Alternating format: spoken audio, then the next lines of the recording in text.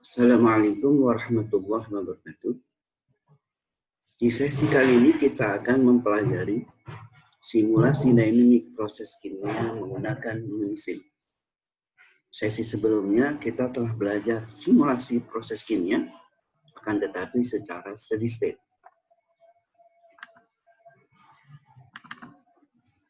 Hal yang kita akan bahas adalah yang pertama, kenapa perlu simulasi dinamik?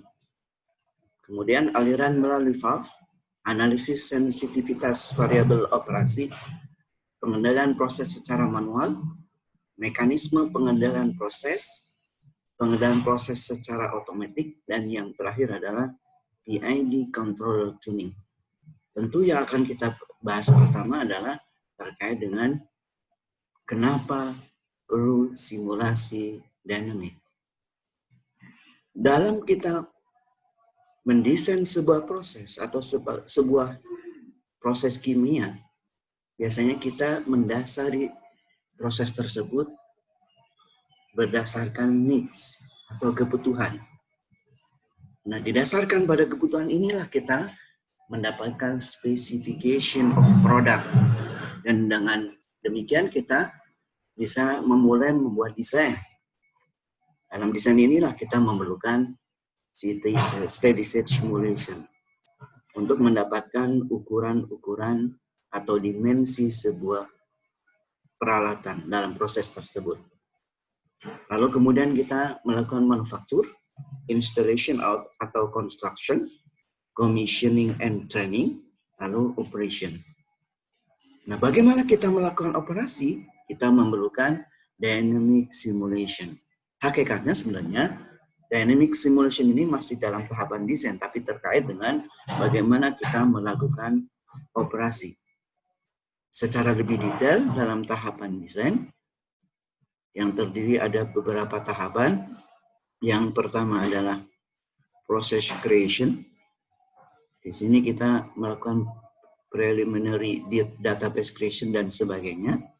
Termasuk juga di sini ada development base case. Nah, di sinilah di bagian pertama ini kita memerlukan atau kita harus mempersiapkan sebuah simulation model dan basisnya adalah steady state. Lalu posisi dynamic simulation di mana? Inilah posisi dynamic simulation, yakni di bagian keempat ketika kita membuat plan-wide controllability assessment. Ini posisi dari dynamic simulation dalam keseluruhan step dalam proses design and retrofit. Nah, di tabel ini juga kita bisa melihat bahwa design stage dari awal hingga tahapan yang ketiga, detail design, kita masih memerlukan steady state simulation tools-nya. Adapun ketika kita membuat plan-wide controllability assessment, kita memerlukan dynamic simulation. Kenapa perlu simulasi dinamik? Tadi mungkin masih belum kita jawab secara lebih detail. Atau kita bisa mengambil sebuah contoh untuk lebih kita memahaminya. Dalam sebuah proses, kita ingin proses itu berjalan secara kondisi operasinya. Atau kita bisa menyebut dengan steady state like, laksana steady state. Karena kondisi operasi berjalan secara steady state.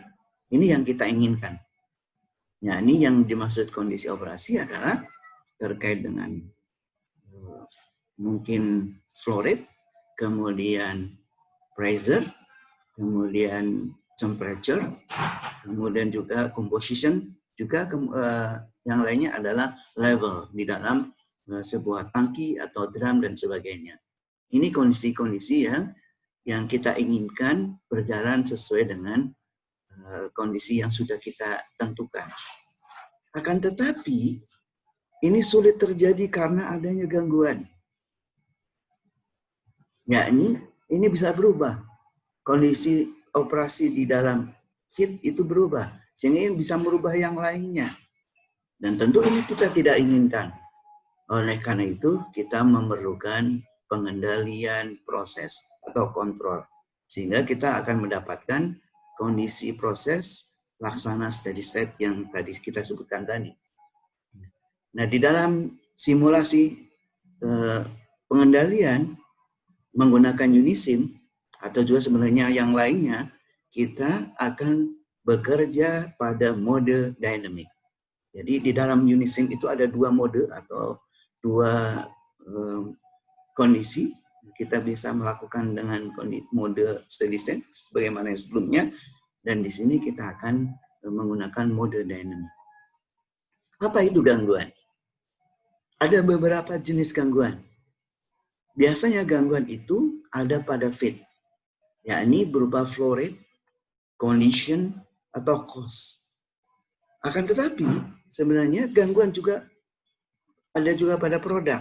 Misalnya demand-nya berubah, specification dari sebuah produk berubah, ini akan berubah semuanya. Prices dan sebagainya. Juga lingkungan, temperatur lingkungan yang berubah, humidity dan sebagainya. Ini semua adalah gangguan. Dan semua gangguan-gangguan ini harus kita bisa antisipasi menggunakan pengendalian. Dan dalam kita melakukan simulasi pengendalian ini, kita harus melakukan simulasi pada kondisi dynamic. Perbandingan antara steady state models and dynamic model adalah sebagai berikut.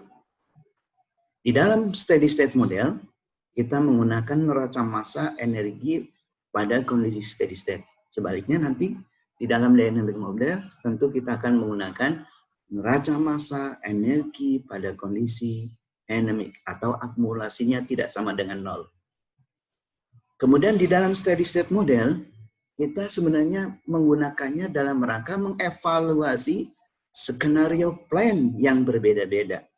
Bagaimana nanti hasilnya, produknya seperti apa. Itu kita perlu steady state model. Nah, di dalam dynamic models kita bertujuan untuk mengkonfirmasi bahwa plan dapat menghasilkan produk yang diinginkan secara aman dan mudah dioperasikan. Ini tujuan kita melakukan dynamic models. Juga ingin memverifikasi bahwa peralatan proses berfungsi sesuai dengan situasi kondisi nyatanya sebagaimana yang akan kita desain, yang sudah kita desain. Secara lebih detail, penggunaan simulasi dinamik adalah sebagai berikut. Yang pertama, untuk optimisasi proses. Kemudian untuk optimisasi pengendalian. Nah, dalam hal ini kita bisa melakukan controller tuning menggunakan dynamic simulation. Kemudian juga untuk keselamatan, evaluasi keselamatan, dan juga transisi antar kondisi operasi.